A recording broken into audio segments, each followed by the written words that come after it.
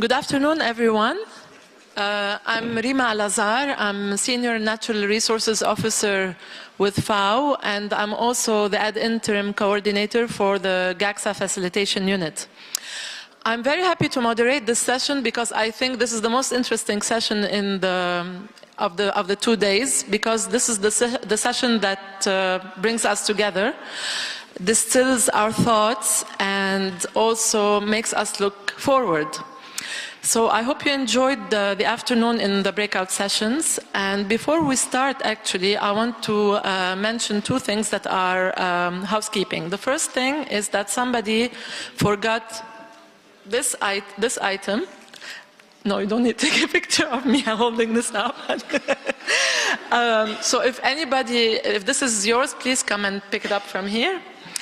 And the second thing that I would like to share with you is that we have a suggestions box here, which is in green, yellow, and red, with some pieces of paper next to it. If you have any suggestions, comments of things we should do better the next year, please feel free to share your feedback with us so that we can improve next year. So at this point, I'm going to start with the rapporteur of the first group. And the question of the first group was, how can GACSA provide an open, diverse, and inclusive multi-stakeholder platform to foster dialogue and action among members? This is a tough question, but Ernie, I'm sure you managed to have some answers. So Ernie is going to report on the first question. And Ernie, you have a maximum of 10 minutes to share with us the results of the first group. Thank you. Okay, Rima, thank you very much. Not only was it a tough question, but we had a tough room to be in, trying to have this type of conversation in this cavernous room. I don't know how we drew this, but we made the best of it, and we huddled in the front, and we really had a great conversation. I really want to thank everybody that chose to stay and participate in Group 1. So how about Session 1? If you were in Session 1, raise your hand. We need to give you credit for hanging in there and helping to shape this. Fred Yoder, you were part of it. You get your hand up there. I also want to thank Daniela Gorza, for helping me put this together. All I'm doing is reporting out what these folks have contributed. And we operated as a team and tried to distill down as quickly as we could all of the great information we heard, and you'll have to tell us whether or not we've captured it accurately, but we tried. So the question was complex, and we began by just quickly revisiting where GACSA has been, where we've come from, our evolution. And we were quite proud of what we've accomplished since 2014, when we had our first annual forum, but we quickly recognized the time for patting ourselves on the back was over, and the time for accelerated action had arrived, because the world has changed since GACSA was formed. We now have an agricultural work program. We now have competition for people that want to shape that work program, and as a result, GACSA has to decide what we are going to do to shape and influence the future of climate-smart agriculture, and that became the focus of our particular work group in terms of how we can be an open, diverse, and inclusive platform that will shape the future of climate-smart agriculture and not watch others shape it, or worse yet, wonder how it got shaped. Because those are our 3 choices. We can shape it, we can watch it, or we can wonder. And our group said, we're going to shape it. So we focused on 2 very specific areas. The first was, what do we look like when we shape it? What is the result? And if I could get a little help to advance the 2 slides, I'm not sure. The arrow key? Okay, perfect. So the first thing we did, and can you see that up in the screen? It's a little bright with the lights here. The first thing we thought we ought to do is try to look out 3 to 5 years and crystallize in our mind what it looks like, what's happening. And these are 5 items that we developed as a team that begin the process of crystallizing what the future looks like. This is not finalized, but at least it gives you a sense of where session one stakeholders were in their visioning and their thinking about the future. And the first is that GACSA is seen as the champion of and the source authority for the three-pillar approach to climate-smart agriculture. We recognize, as I said a few minutes ago, that there's going to be a lot of activity in this space, but we're cognizant of the fact that not everybody is focused on the three-pillar approach. For us, that's what brought us together, that's what we have affirmed is critical, and that's what we need to stay focused upon. The sustainable intensification of production, resiliency improvements, and mitigation services. So we thought that GACSA would evolve over time and become the go-to group for help, for guidance, for information, for data, for knowledge. The second result that we saw when we looked out 3 to 5 years was that GACSA wasn't a meeting to go to. GACSA was about members doing things to advance climate-smart agriculture. That's a big shift from where we are today. Many of us are CSA champions, and we go to convenings and we champion while we're there, and then we go home and we get busy. What our group said was, if we're going to be the source authority, if we are going to be seen as the epicenter of climate-smart agriculture leadership, that will only happen if GACSA members, meaning all of us, are actually doing the work. So for us, that's a pretty big shift from where we are today, because we've had a focus around the expectation that GACSA, whatever it is in your mind, would take care of things. The second piece of that membership advocating is that GACSA as an alliance would provide an overarching umbrella of positive messaging around generic solutions, but the specific advocacy work for policies and programs would be undertaken by members. So we're a platform for empowering each other, but the actual advocacy work for country-specific or region-specific policies and programs is a part of the members. Another expectation in terms of a result they had is that we would have a common language, a vision, a shared work plan that would be guiding our efforts. We looked out and recognized that out of our early stages of evolution, we've got a tremendous platform of synergistic partnership platforms in the form of our regional alliances, and our group said that this network would grow and become more proactive in sharing the work and the vision and hopefully the credit. So GACSA would be underpinned by vibrant and effective regional alliances. And last, in terms of an outcome, a result, they said that the GACSA membership would be broader, more inclusive, and representative of all of the communities of interest that are stakeholders in climate-smart agriculture. And we're deficient in some areas today to our detriment. So that was question one, what are you going to accomplish? Question two is, so how are you going to get there? What are the activities that we were going to recommend to the GACSA Strategic Committee to bring these outcomes to fruition? And first, and these are directed at us at GACSA, the first is that GACSA needs to be more proactive in recruiting and engaging these communities of interest. We've been relatively passive in how we've attracted membership. We haven't targeted and aggressively recruited. And our session participants said, you need to do that. So our membership team and our strategic committee needs to take that under advisement. Second, they said, what was is no longer is, and if GACSA is evolving to become more responsible, more proactive, that we need to revisit how we operate. And that starts with our governance structure, and we need to make sure that the governance structure and our operating procedures are in alignment with 2018 and beyond. And our assessment is that our current governance served us well to get us to this point, but it's inadequate to ensure that we're an effective functioning body going forward. Third is that we need to do a better job of empowering and building the capacity of the members to help carry the messages forward.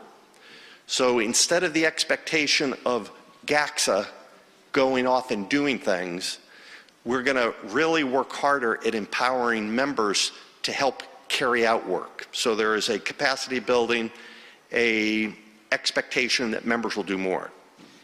And along the way, they said that we need to strengthen what we have, our knowledge sharing platform, which includes our action groups, our regional alliances, and help them be even more effective going forward.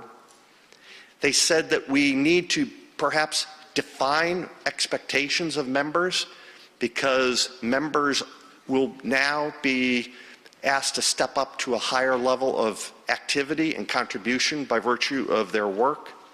And that probably requires, on our part, clarifying expectations up front. And as we spread the CSA vision and our recommendations for implementation, we need to do a better job of speaking to all audiences. We tend to be a little narrowly focused on some communities of interest.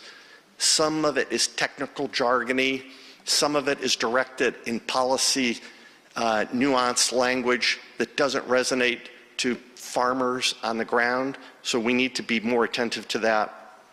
And last but not least, while we very much appreciate our close working relationship with FAO and the chance to meet in this beautiful facility, they said we need to get out of Rome and bring GACSA around the country, around the world, so that we are showing up where the real work occurs and where the members of GACSA can interface with the people that we're there to serve more directly.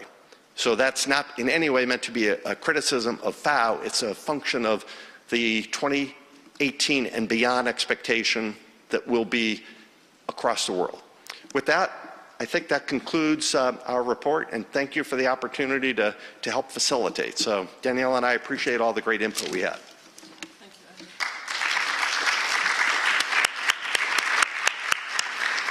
Thank you, Ernie, and thank you, Group One. Listening to you, you reminded me of maybe the first movie I ever saw, which was Willy Wonka and the Chocolate Factory, and it said, don't just stand there, do something. So we have to move from being passive to being active. And basically what I heard from you, we have to look at the governance, the capacity, the membership, expanding it, but also building its capacity, looking at information and advocacy as well as knowledge. We all know that all roads lead to Rome, but if we flip the perspective, then all roads lead out of Rome as well. So we can also go out and branch out and go to other regions of the world and towards our membership, not bring always the membership here.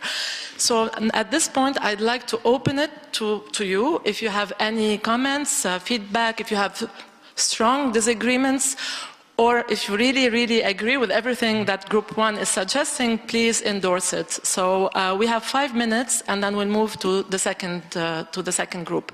So the floor is open. Yes, please. Actually, I think this is really great preamble, excellent idea. One thing that I would actually add up as a member of quote scientific community, we are reaching out to farmers, we are reaching out to government and etc. But really different scientific institutions are building tools for combating global warming, doing climate smart agriculture. And actually, I think this multidisciplinarity and synergism should really make GACSA much stronger. So I think I would just add reaching out to scientific community, because I'm one of rare from scientific community doing really basic science who actually got funding along lines of GACSA, and I think many people in scientific community are unaware of it, and this is an area where we could expand. For this, we can add the scientific community. Anybody else has any comments? Yes, please, Mark. I think there's some good points that are added here, and it strikes me that some of them could be populated in refining further the vision statement. My question for the group is, in addition to doing that, I believe we need to look at concrete deliverable actions toward implementation of what's in the vision statement and refinement of it. Did your group address any of those? Because in my view, we don't have a program of work for 2018 yet. And did that issue come up in your conversation?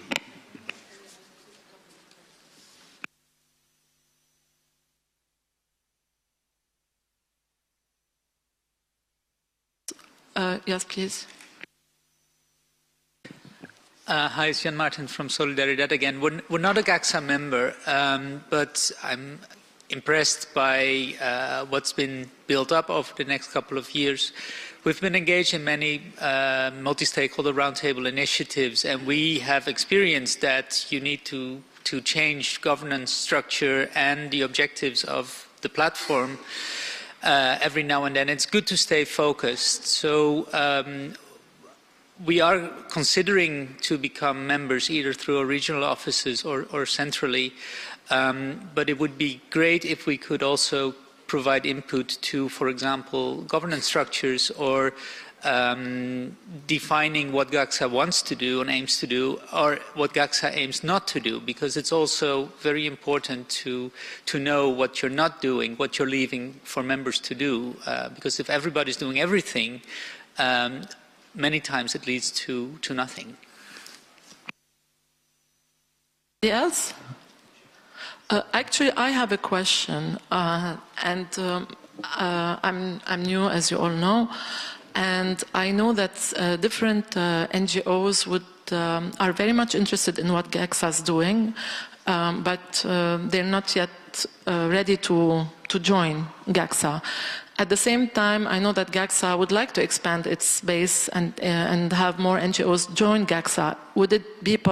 Is it a possibility to have observer status for the NGOs that are a bit undecided and they can still be, one foot in, 1 foot out and not have full membership rights, let's say, but at least observer rights? So at least they can, they can slowly get to know a little bit more about GACSA. Thank you. Ernie or anybody else from the group maybe can answer. Thanks. Okay, so just a quick response to those 5 points. The first regarding the scientific community and the partnerships and the value add that they bring. I think we definitely value that. We probably have not more specifically enough welcomed and identified those partners. So I think that's a great gap that we can work in and bring more scientific partners to the table. Second, with regard to the vision, Mark, of climate smart agriculture and the need to clarify that space, we started to touch upon that, and we realized that what we have right now is a definition of climate smart agriculture, but we really don't have a clear description of the outcomes that we can deliver to society. We have not defined our value add in the form of a vision statement. So I think that's something the Strategic Committee can take under advisement and work on. There's a difference between advocating for CSA and positioning yourself as more clearly articulating what you bring forward in the form of solutions, and we see that as a gap.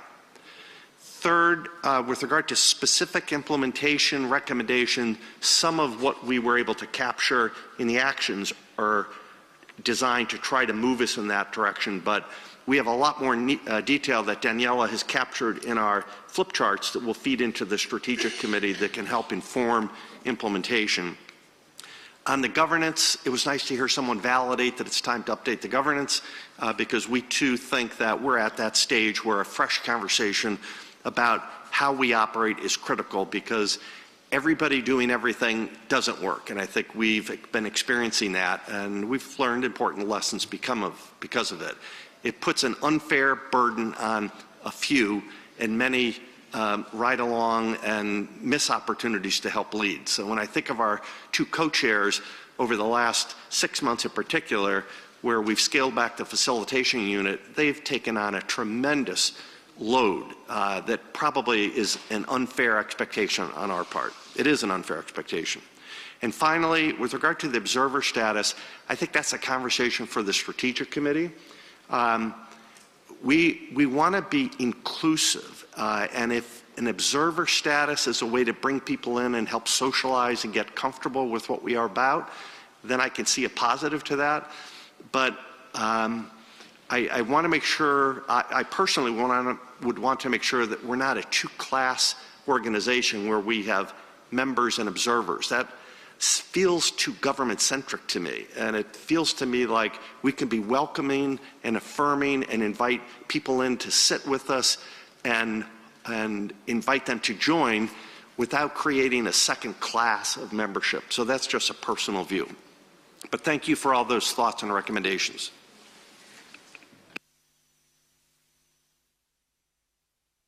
Thank you, Ernie. Anybody else from Group 1 that wants to respond to some question? Yes, me. Thank you very much. And I think I just wanted to maybe provide some clarifications or some answers to questions that were asked.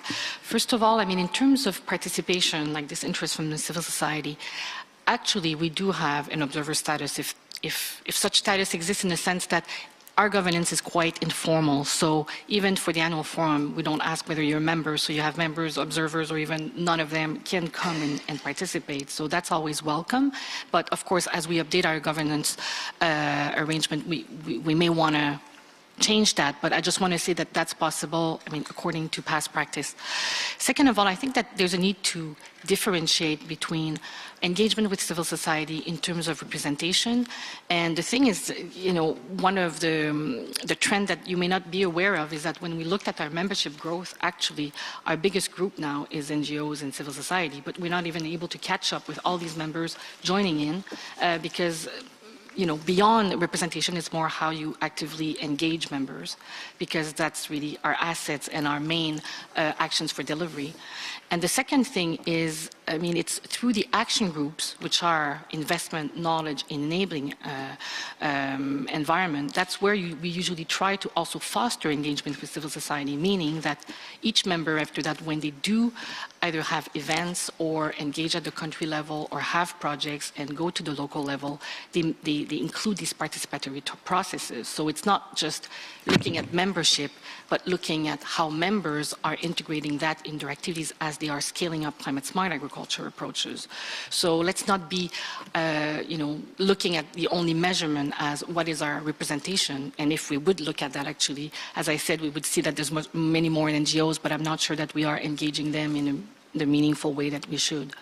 And my third point about the program of work, I think that, and some questions about what GACSA is not doing, I think that up to now, you know, our value proposition is that we are not a negotiating forum, and we are not formally associated with any UNFCCC or other negotiating forum.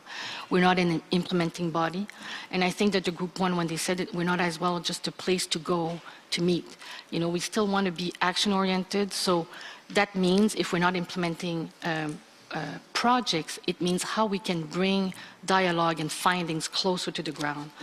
So as we articulate after that a program of work, we should bear in mind that this is usually a bit our business model so far. Thank you.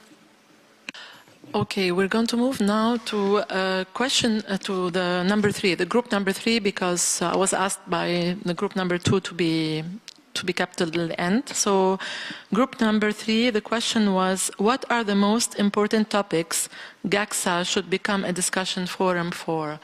And I believe the rapporteurs are 2. No, it's Danush and Carolyn. Who's going to start? Okay, Danush.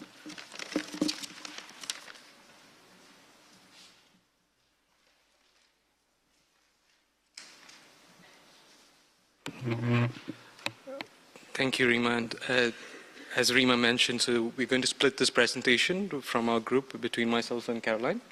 And I would also like to thank our rapporteur, Emmanuel Tokibu, who's here and who's really great at getting inputs from the group.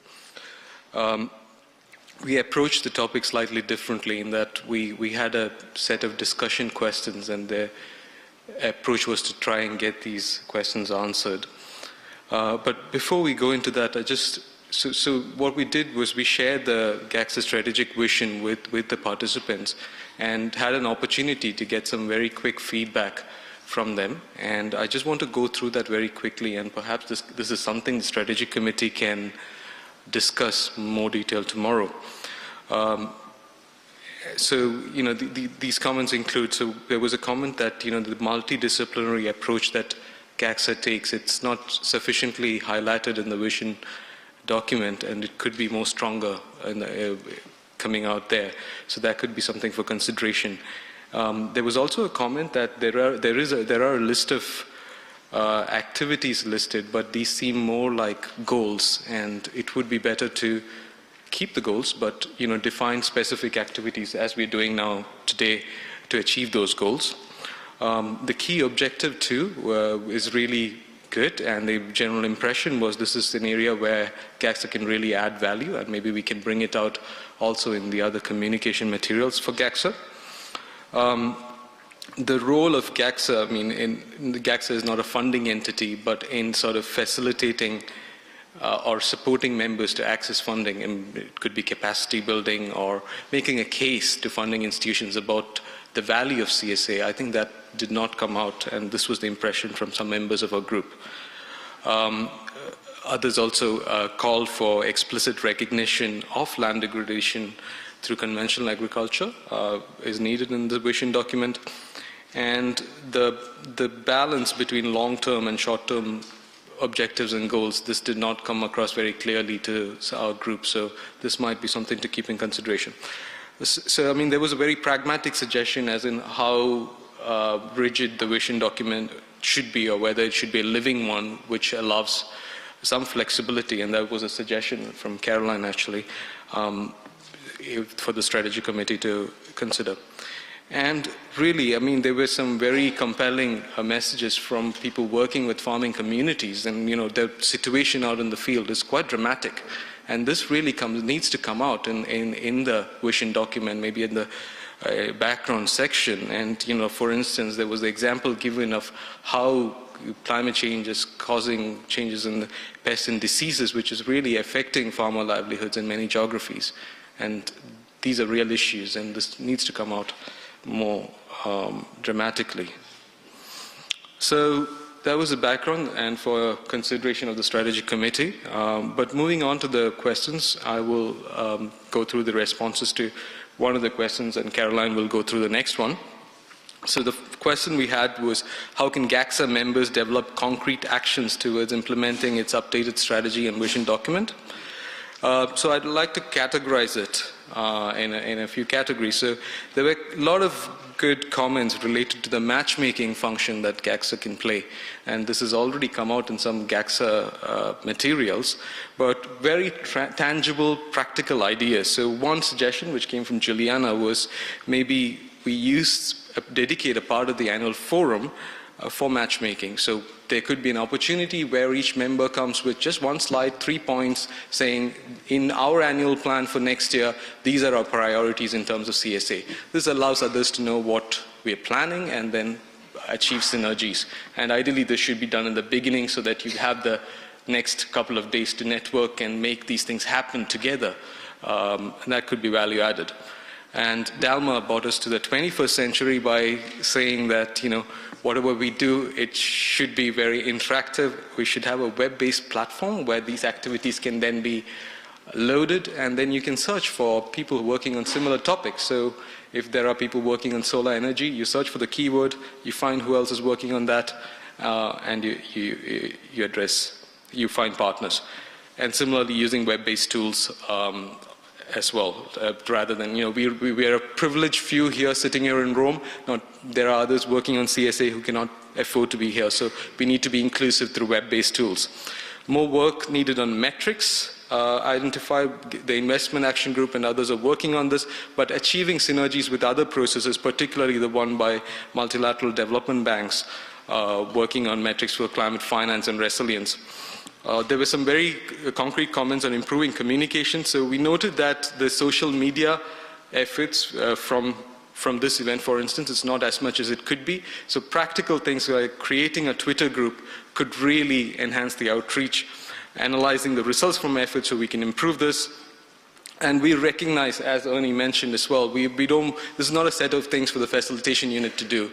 This is for all GACSA members collectively to take responsibility and communicate the GACSA value added and take up some of these roles. And the role of GACSA in showcasing pilot projects and helping them scale out in different regions, some priorities in terms of knowledge, generating information which is relevant to implementation rather than pure scientific research alone, and some very specific suggestion, I think, which came from the representative from Mexico on work which GACSA can do around policy reforms and enabling environment. And engaging private sector, we recognize our private sector partners, World Business Council for Sustainable Development, but there was also some thoughts and discussions on how we can also bring in the small and medium enterprises in some of the GACSA countries, and as well as startups. And the vision there was really to bring in the Silicon Valley style of entrepreneurship to this forum. So I'll give it to Carolyn now.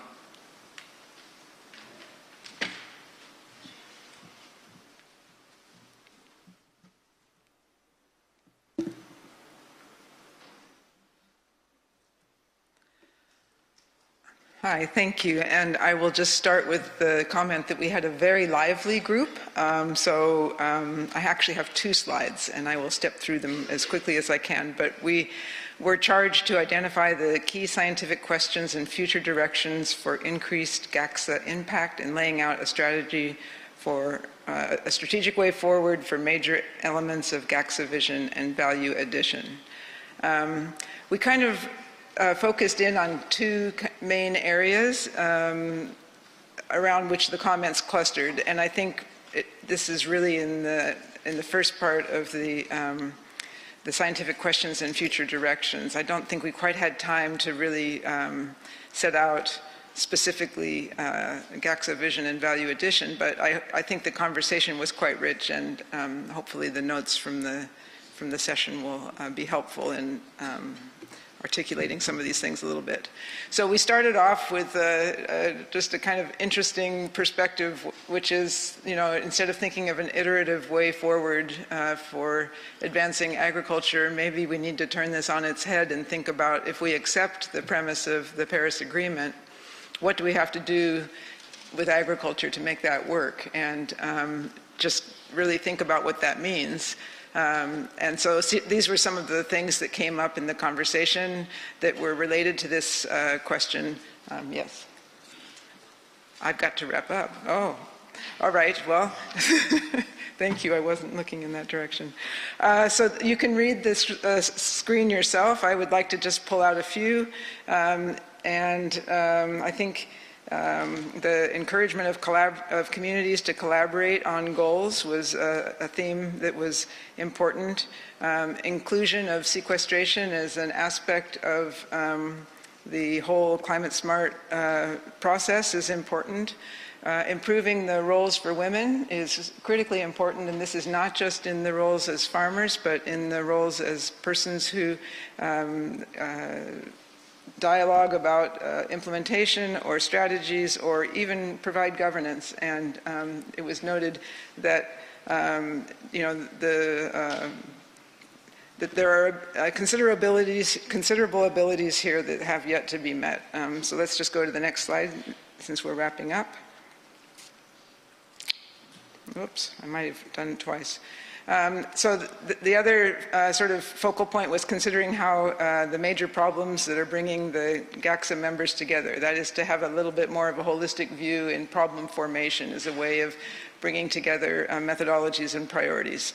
So this was a list of some of the ones that came up as kind of examples of things that could be sort of problems that bring together multi-institutional, multi-sectoral perspectives. And we again return to gender in this example with the recognition that in many places there are gender crops, and that the solutions that are advocated for could provide new opportunities for women as well. Also that I think another interesting particular one was the use of smart energy to improve the diversification or value adding to smallholder agriculturalists. So I think I'll need to leave it at that, and I'll just leave the slide up, and if we have discussion about any of these points, I or someone else in the group can answer, and I did put in the fine print our names, so feel free to follow up with any of us. Thank you, Group 2. Group 3, I think we can give them a round of applause. The third group basically emphasized the need of having a sort of a log frame with a document that is going to be produced with the difference between the long-term goals and the medium-term objectives, as well as specific activities.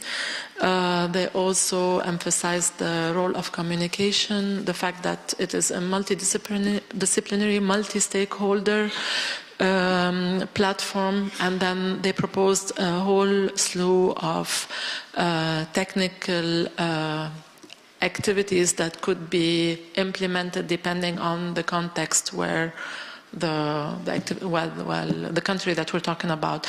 So I don't know, the floor is open now if you have any questions, feedback, endorsement of what Group 3 has suggested. Go ahead, Mark. I have a question for Danush on your first slide, if we could bring that up, please.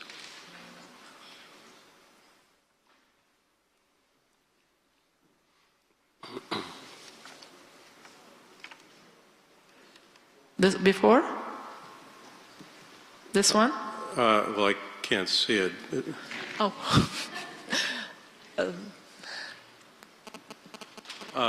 Yes. So it's 1, 2, 3, 4. The fifth bullet, and this is for presumably the vision, needs explicit recognition of land degradation through conventional agriculture. If I understand what that says, it seems to run counter to a key objective that's in the current vision statement that speaks to provide an open, diverse, and inclusive multi-stakeholder platform to foster dialogue and action among members, etc. Am I misinterpreting that, or it seems to be a very pointed statement that I don't think achieves the first objective? Okay, thanks, Mark. Anybody else? Yes, please. One comment about the first group and the second group. Okay, I think that the goal of providing an open, diverse and inclusive multi-stakeholder platform going also in the direction of the Talanoa dialogue that was declared in the COP23. I think that one of the objectives that also the process of building the platform and define also the scaling up initiative is to make a bridge between two levels, the institutional levels and the small scale levels. What the platform can do is to provide bidirectional flows of information in order to gather all the contribution for participation and make it effective. So I think that this is the real goal of having a multi-stakeholder platform. And as I said, if we want, for example, to implement smart agriculture as one of the action that stands for the climate change initiative, and it's also coherent with the COP23, we have to think that we have to work on these two levels and implement each action working on these two levels. So GACSA can have the opportunity to be such a body that connects these two worlds, the institutional and the base level, standing for the smallholder farmers. I think that could be like a consideration that can be taken in attention in order to make also a more compliant action of GACSA with the COP23 resolutions and also with Paris Agreement. Thank you. Thank you. Anyone else? Okay. Danush and Carolyn, I'll leave it up to you to decide who responds.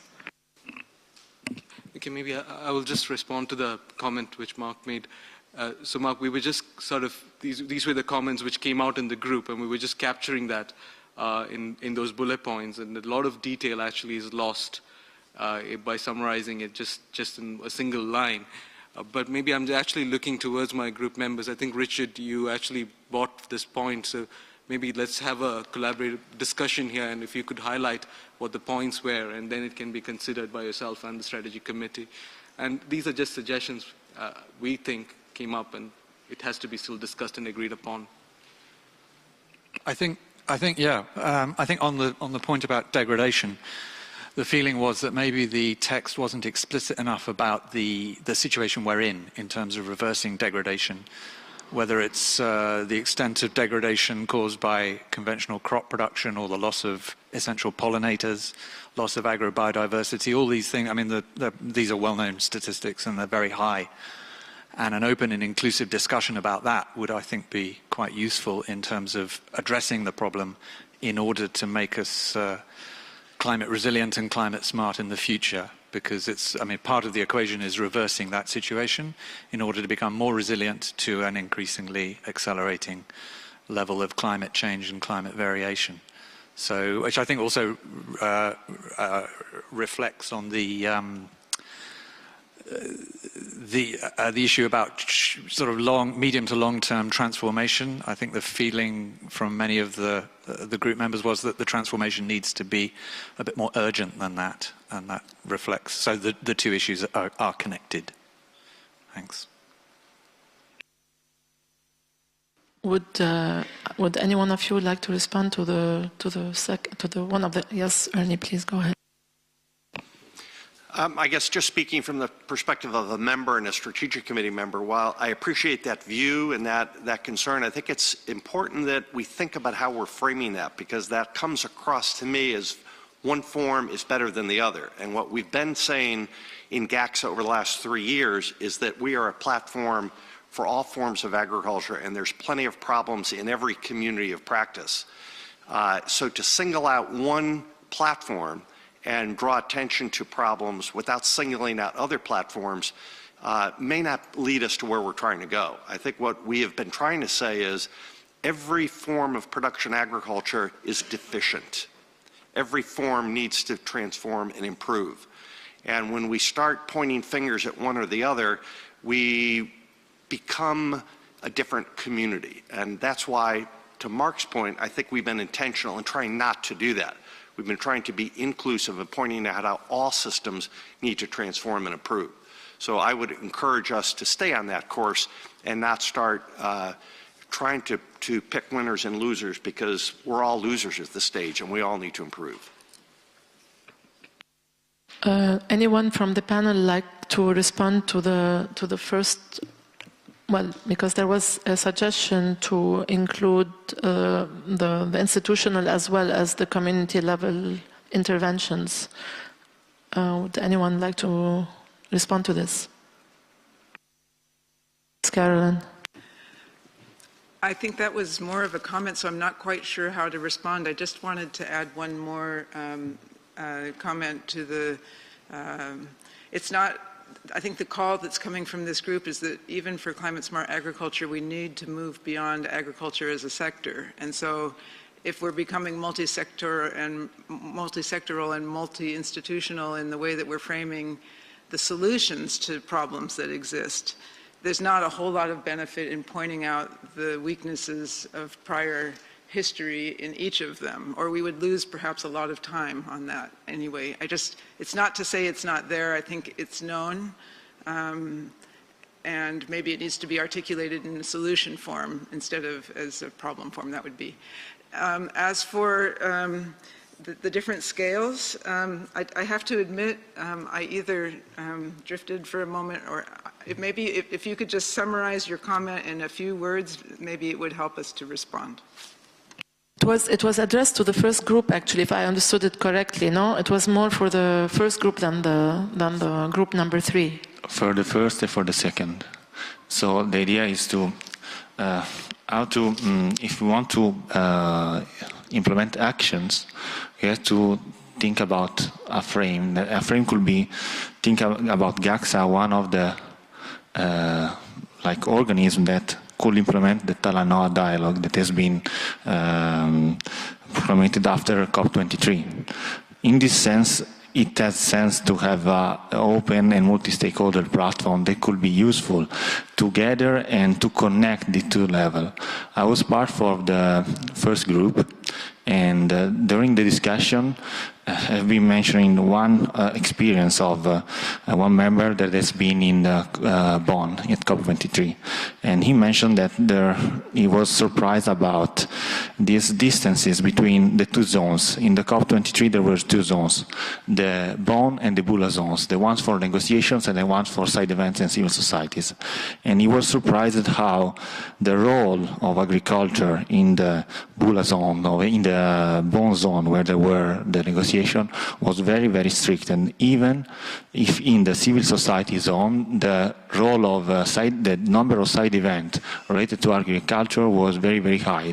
So there was like this asymmetry between the two zones. So the role of GACSA could be to bridge this gap and make effective this communication. And all the action could be addressed in this way. So this is a comment and also a vision that could help to foster the action. GACSA has the opportunity to gather a lot of stakeholders in a specific team and to transmit an impact that is very useful and that could transmit all the policies at the base level and get the participation contribution to the higher level. So the platform has to be told with thinking of these two fluxes of information.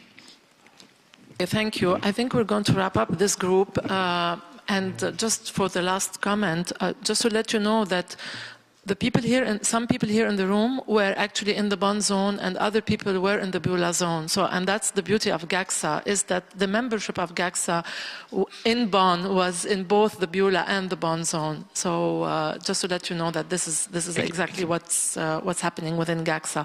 Let's move on. No, excuse me. We have to move on to the next group. Please, we have the second group number 2 ready? Okay. So Federica's not here. Oh no, because of the I don't have her present. Do you have the presentation? Okay.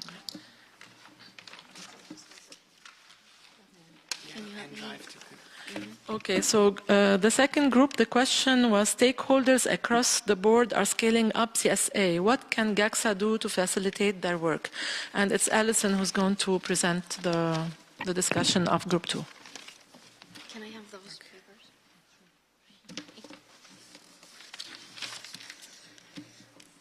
So the reason I'm still typing furiously is that in our group, we actually tried to address all 3 questions, and we very quickly realized, that we wanted to take this work beyond just identifying actions and results to being very practical and saying which group within GACSA is going to do this work, recognizing it's the most recent one, so. There we go. Okay, good. Recognizing that the facilitation unit is very limited in capacity, and all of the members are working on a voluntary basis, that we need to be really practical and identify actions that the committees can do, and actions that would help really achieve the strategic vision that's been outlined. So if I can scroll down. So we did address these questions. How can GACSA provide an open, diverse, and inclusive multi-stakeholder platform? Stakeholders across the board are scaling up CSA, and then what are the most important factors? Our participants are here, so if you have questions, please ask any one of us.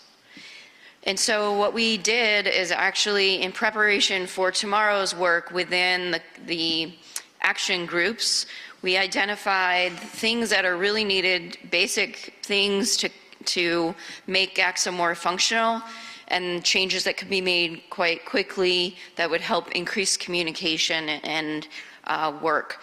So the first group of items here is activities that the co-chairs, the strategic committee, the facilitation unit, and the membership committee can do that are more administrative. And that includes creating an updated current GACSA membership list with full contact information and making that available to members. Also creating a list of the members that are active in the regional alliances so that we can have better communication. Creating an email listserv for GACSA's full membership and each work group so that we can share information. People in GACSA can email the listserv. It could be moderated by the facilitation unit. And that's something we think we can do immediately. If the software is not available through the FAO, then Cornell and the USDA can help with that. We want to provide a full list of participant committee meetings at the annual forum and meeting notes, or a full list of everyone who's here from the annual forum and presentations that were made here. We want to share those, and that's something that Federica indicated she can do in January. We want to create a communications forum for communications among the members, and it was noted that if we're not using other languages such as Spanish, we're really not reaching out to the countries that are working on CSA. So that, we had discussion today with French partners from CIRAD who may be working on a communications framework, so that could be something we could talk about with them. We want to share, it was noted that there were webinars last year through GACSA. If we could schedule a few of those for next year, or just communicate the webinars that our partners are working on. There's IICA webinars regularly being held on CSA, and we could share that information. We also want to set regular committee meetings and ask your group tomorrow, for example, the Knowledge Action Group, set a schedule for quarterly meetings or just regular calls that are done by webinar so that we know when those are going to be, and those are, the information is shared about those meetings with everyone in the group. So those are just some basic fundamental things that need to be done to increase transparency and functionality of GACSA. Ideas for the Enabling Environment Action Group. It was mentioned that it would be very important to conduct a policy analysis of the enabling environment for CSA across countries. That is something we hope the Environment Enabling Action Group will discuss tomorrow. We could also work with partners on biological solutions, soil health amendments. That's something that Earth Alive is very interested in. It's a new member of GACSA, and potentially reaching out to CIRAD for that. The Investment Action Group, we identified for them that it would be very important to support members and help members make connections to, if there's a need for work and there's funding opportunities, that we make those connections. It was frustrating for some of us in the room yesterday to hear how much money is available for CSA and how much investment is going into this, but then to have groups, many groups in the room who are really struggling with funding but have the expertise. And so we need to be able to make those connections. And then the Knowledge Action Group, we really think they should be reaching out to all country focal points in the UNFCCC process with an email to provide the GACSA resources and just welcome them to join GACSA. That could be done with the help of the regional alliance. So each region reach out to all the countries in their region and say, hey, did you know this organization exists? We want you to become involved and share information. We also acknowledge that it would be very important to document CSA practices being used in each country, create an inventory. That could be done by conducting an online survey, perhaps through GACSA members, but also national focal points. And this would really help to achieve the long-term goal of knowledge sharing on scaling up CSA practices on the ground. In terms of the regional alliances and chairs of those alliances, we would like you to think about organizing regional workshops on CSA practices, to share information with all the countries in your region on what's happening and systematize CSA practices and results. Some of that could be done through the survey that we talked about. And CATI as an organization is willing to organize something in Central America subject to funding. So it would be great if other members in different regions would be willing to step up for that as well. I don't see this here, but WBCSD indicated they would be organizing such a workshop in Asia and would be willing to organize one in North America and Africa. So that's a partnership we can work on. We also want to create a reporting framework to gather CSA practices and start gathering metrics on what's happening locally in these practices. So if anyone has ideas on a reporting framework, that would be helpful. And then a last idea that came up was it would be important to conduct country extension training on CSA in each region. So for each country, conduct a training on CSA practices for the extension advisory services.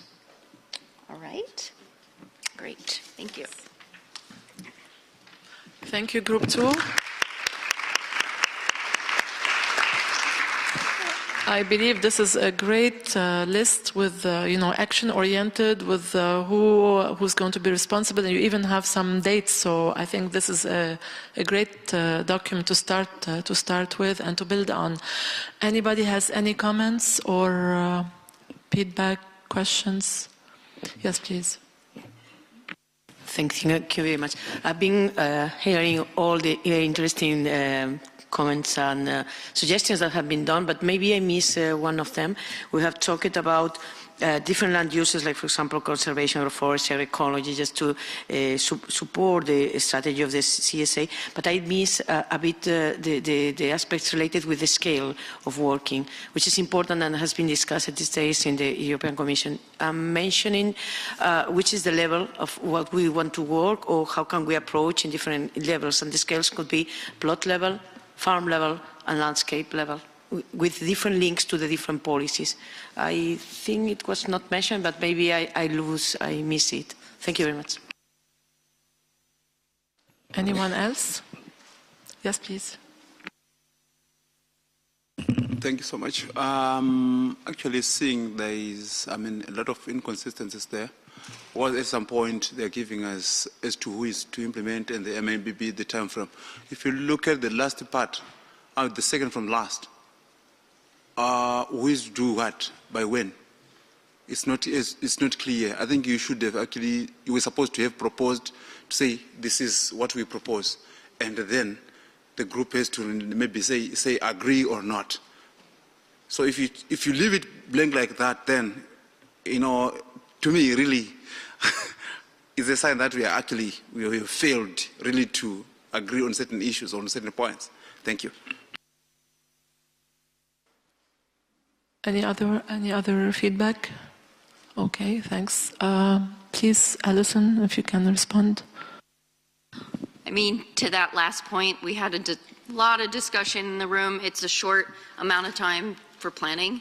We really tried to put the majority of the work back on the committees who are going to be meeting tomorrow to say, do you agree with these items? This is what our group agreed to, and one person mentioned we really should agree on the tasks first and what needs to be done, and then identify who can do it. It's going to be a filtering down tomorrow, hopefully. If no one really can step up and do this, we're going to have to prioritize. May I answer also? Yes, also for this session is if you have any input on the work plan in terms of timeline or who can do the activities, these suggestions are very welcome. Mm-hmm. Okay, well, yes, please. Just a very practical question. I heard that their presentations and some of these outcomes are going to be shared in January. I was thinking if it's possible, maybe just to have a summary or something before that, because we're going to go home and act on this and to give feedback to our organization. So it would be really useful with some of this thinking in a summarized version. Is that possible? I'll talk on behalf of the facilitation unit. I think I'm going to take this occasion, actually, it's a good segue. They've worked very hard, the staff of the facilitation unit, and some of them are already going on Christmas holidays this weekend. I don't think any action is going to be taken, neither from our side nor from your side before Christmas, so I think we can wait until January. I think this is a reasonable demand from the staff of the facilitation unit. And at this point, I actually would like to thank the facilitation unit. I hope everybody's here. I've asked them to be here, but if they're not even in absentia, I would like you all to thank Federica, Marwan, Emna, Liva, Julian, Marco, Bianca, Daniela. I hope have I forgotten anybody, Federica? Because they have really worked a lot to make this happen, and I would like to thank them as the ad interim coordinator, and I'd like to ask you to give them a round of applause as well. At this point, I think I can hand over the next session. But before I do so, I have another housekeeping announcement. Apparently, there are 25 dinner boxes outside. If you don't have any dinner plans and you need a dinner box, please feel free to pick up some food outside. At this point, please, I think it's me and Martin, no? It's your turn. Thank you.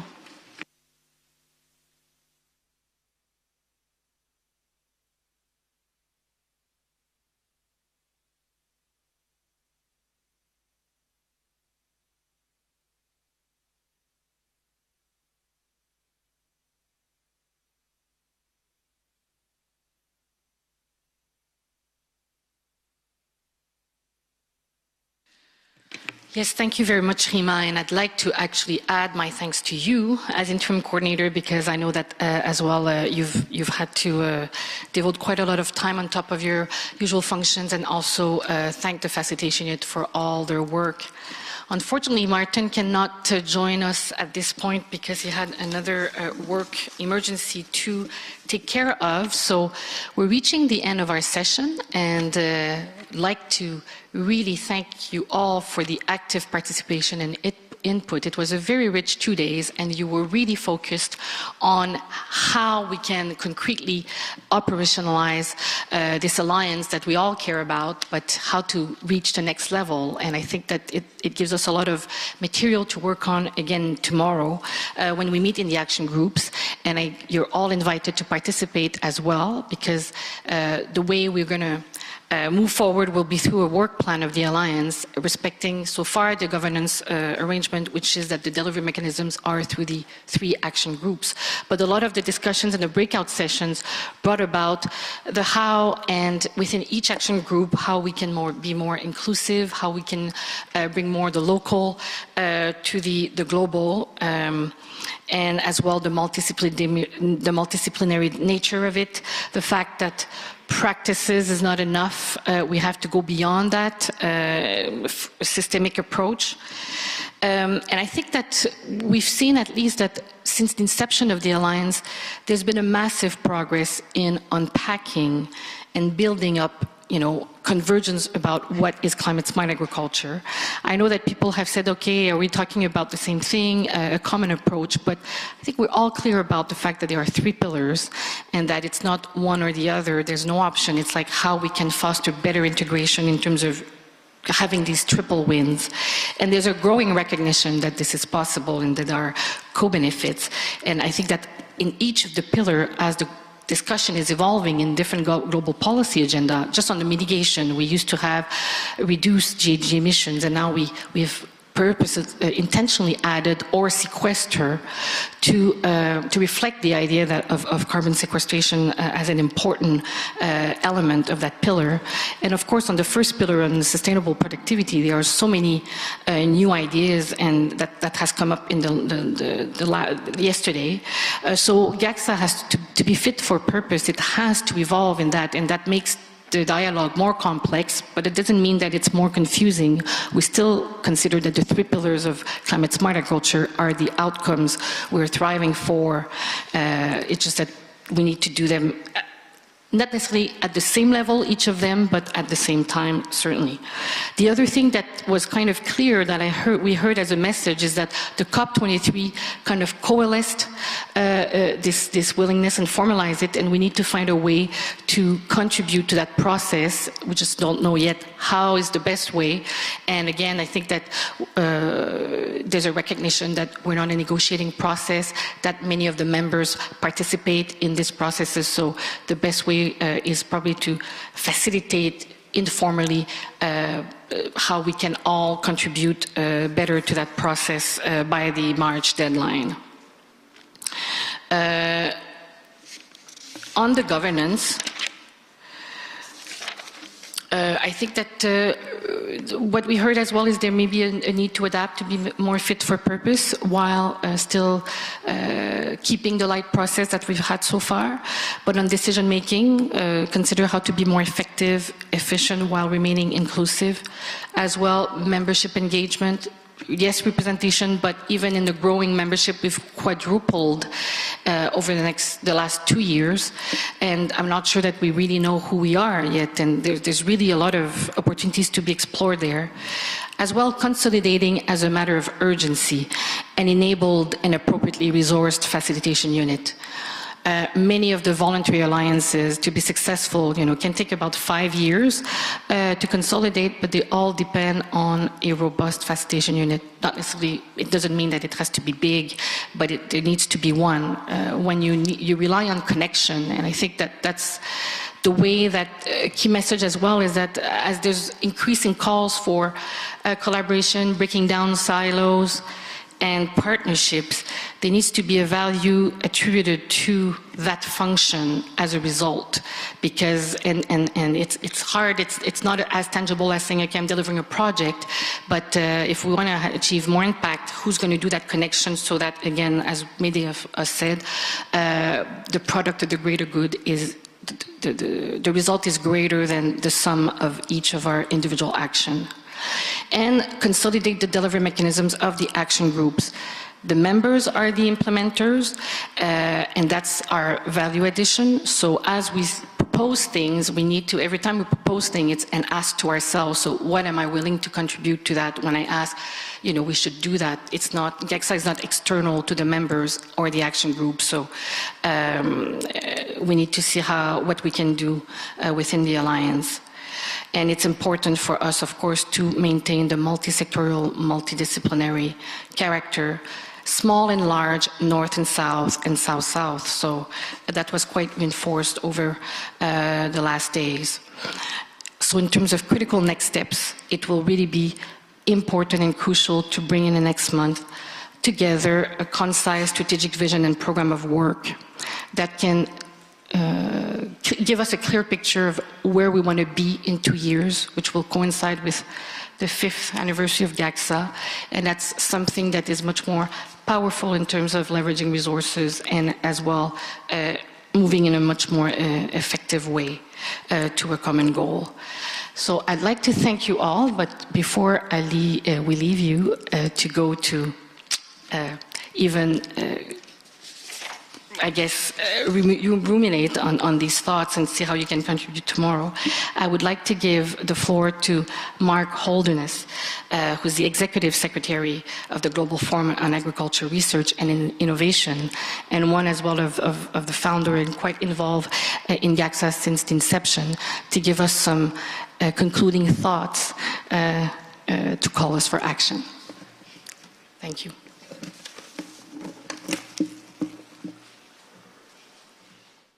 Thank you, Mee, and certainly I think what you've just summed up is very much the way forward. And I want to really highlight, why is GFAR involved in this? Because GFAR is a collective action in itself. We deal in this currency of how people from all different stakeholder sectors not just work together, but actually really make things happen together. And climate change, why have we been so involved? Because we have to be. Because who is not involved? This is something we really have to get to grips with together. And I think COP23 is a great opportunity for action. We see there also that, frankly, the governments don't know how to implement change in agriculture. They're looking for answers. They're looking for knowledge. We are the ones with the knowledge, and the opportunity is here to provide some of those answers and move things forward, with the farmers at the center of those processes, not at the end of some pipeline of ideas, but as the drivers of this whole process. And why is that important? We've got a 4-year time frame, for goodness sake, 4 years. It's not just 4 years, it's been 10 years at least we've been banging this in UNFCCC, and finally, agriculture is a footnote in the agenda. 4 years is a short time in UN politics. It's a very long time in climate change. We've already lost most of the Californian wine industry this year alone. These things are happening, and they're happening now. So we have to look at this not just as a future threat, but what our actions are today that will actually make a difference. Because if we don't, if we look at this over 2-degree rise, we lose the coral reefs. We're already losing the coral reefs. We lose the coral reefs, we lose the fish industry, a huge source of protein for people. A little bit higher, we start to lose the terrestrial industries as well. Somehow, I haven't sensed that urgency in the meeting today. I haven't sensed that desperation that we all should show as the sector that is not only most affected by climate change, but is also, as we heard earlier, the cause of 30% or so of the greenhouse gases through deforestation and production. So we really have to take GACSA not just as it is, but take it much more seriously as a way of working together to make a difference. That means also bringing society into this discussion. It's not just a technical discussion, it's one about how communities themselves are the driver. And collective action really is the principle here, and I think that's what you've summarized very well, Mee, and this really is the way of the future. Not just in this sector. Look around you, look at the business sector. Uber, Airbnb, Airbus, cloud computing, crowdsourcing. The One Movement, 8 million people joining together because they believe in an identity and a purpose. We shouldn't be content with a couple of hundred in GACSA. Where are our millions? Where are the people who are really committed to addressing this crucial agenda? And that's the key element I think we have to generate out of all these discussions, is the common agenda and be driven by our passion. Because if not us, nobody else is going to care. And the collective needs to be the sum of its parts. It's not centrally driven. The processes are driven by all of you playing your parts, whether it's at local community level, regional level, national level, or indeed at global level. And what collective action means is self-commitment, but it also means it requires catalysis, not management. No one's telling you what to do. It's a voluntary action. It's a subsidiarity process, if I can use that word, basically meaning that everything is bottom-up. Everything is driven by what people are prepared to do themselves. And that needs an element of resource. and it needs a system to drive it, both some form of facilitation unit, also in the working groups and the collective drive, and communication. Communication is what keeps everybody involved. And this is not new. If you look at the work of Elinor Ostrom, Nobel Prize winner, is all about the value and the necessity of collective action. Because we're dealing with climate change, we're dealing with the ultimate wicked problem, as they call it, complex problem that cannot be addressed by any one institution, cannot be addressed by any one government, cannot be addressed by any one person, no matter how much money they have. It's about all of us. We're all the sinners and the actors and the answer for climate change. And what we, I think, can really gain through GACSA is that synergy, is that value addition. How do we work together to make 1 + 1 = 3? That's the question. That's the question for all of us. Getting to that frame where we're thinking beyond our own boxes and our own problems. Getting away from project thinking. For goodness sake, why are we talking still about who's going to fund my pet project instead of how am I going to work together with other people to really change the dynamic here? We have to work as multiple actors. We have to work together. We have to get away from linear thinking because that's not going to solve this. And that means challenging institutions, our own and other institutions, to reflect on what are they doing and can they do it better? Can they do more? Can they be the agents to make the change? Can we play our part to make that happen? Can we challenge the power relationships that are stopping things happening? That takes courage. And it takes collective movement to do so, because it's very difficult to do it individually. Institutions, by their nature, have walls, they have boundaries that define themselves. That's how they've built up. And our challenge as a group is to break down those walls and actually see how we can get collective actions that benefit from the knowledge that others have, the capabilities that others have, instead of the petty tribalism and jealousy that we live in. Get into making the change happen. Climate change doesn't respect those boundaries. Why should we? The facilitation unit was mentioned just now. I think that is a vital need. If this GACSA is really going to fly, it has to have a capable facilitation unit, not necessarily a central facilitation unit, but enough people who are forming a critical mass who are going to really drive this forward, because these collective actions take two things fundamentally. They take inspiration, champions who will really inspire others, and they take perspiration because there's a hell of a lot of work to do just to get these things to happen and these changes to happen. So let's make that happen. Let's make sure our work is equitable so everyone's involved. Let's, when we challenge systems, do so constructively, not destructively. There's much that needs questioning, but we need to come with the answers and the solutions, not just with the problems. And that means changing attitudes, it means changing systems, it means changing institutions, something that we're all able to do if we just have the courage to work together. And that's the value of this working group dynamic. It gives us the collective courage, it gives us the collective voice. Any one of us talking out there, will we be heard? Perhaps we'll be a whisper. If we're heard together as hundreds or thousands of people and institutions, millions of people working together, then it starts to really make a difference. And that's what will lift this above the mundane, out of the institutionalized box itself, into a real movement for change. And GACSA should be the answer here.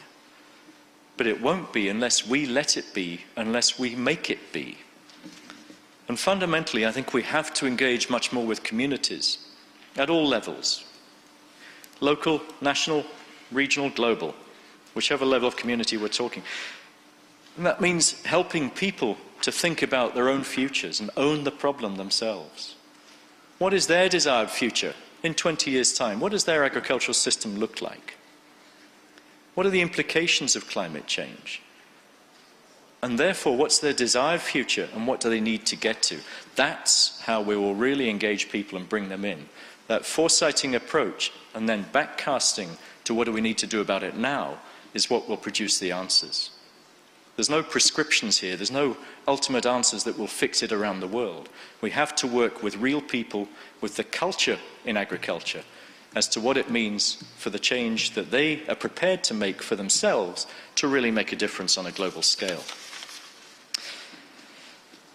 So there's nothing prescriptive here, but it has to be an action-based platform, not just talk.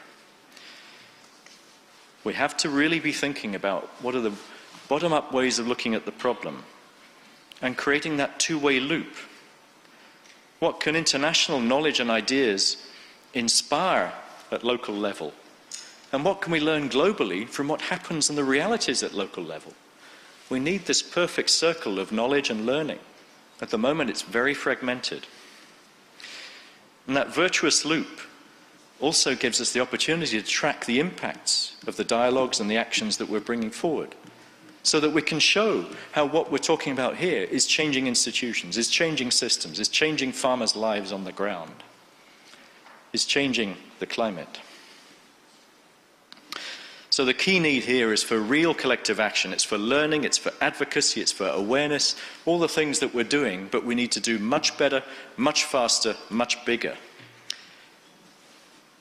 The key need, I think, out of this meeting is, can we actually walk away from here and all of us say, I am GACSA? If not, then we're failing. If we're not prepared to own the agenda, then we're not really delivering the solution. Is it something we can own beyond our own institution and therefore commit ourselves into? And to me, we have to create this global movement for change. It's not about intergovernmental blah. It's about real people making real solutions. Because we can't wait around for climate change. It's on us already. And if we don't act on it, then who is going to? And if we don't do it now, then when are we going to do it? And frankly, if we don't take this very seriously right now, today, there isn't going to be a tomorrow. Thank you very much.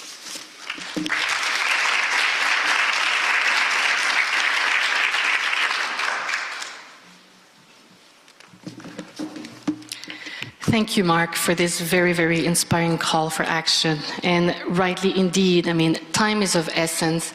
And I think for me, as I said in the past, I mean, my daily reminder is my 4-year-old daughter, Sophia. Every day I watch her and I see her and I say, when she turns 18, will she enter a zero hunger free world? A zero hunger free world, because you talked about the climate change, but we had the food security challenge by 2030 as well. So that's how close to me the deadline is. And that motivates me to put the extra hours into GACSA. It's been quite a journey, and on that, with this call to action, tomorrow you'll have the 3 action groups meeting and seeing how we can translate that into a concrete work plan. So invite you to all to participate. I think that the 3 action groups have realized that it will be better to encourage synergies among the 3 even more. So they will meet in one room, in the Iran room tomorrow, instead of having 3 separate meetings. So please join us in the Iran room tomorrow morning. Thank you and have a very nice evening.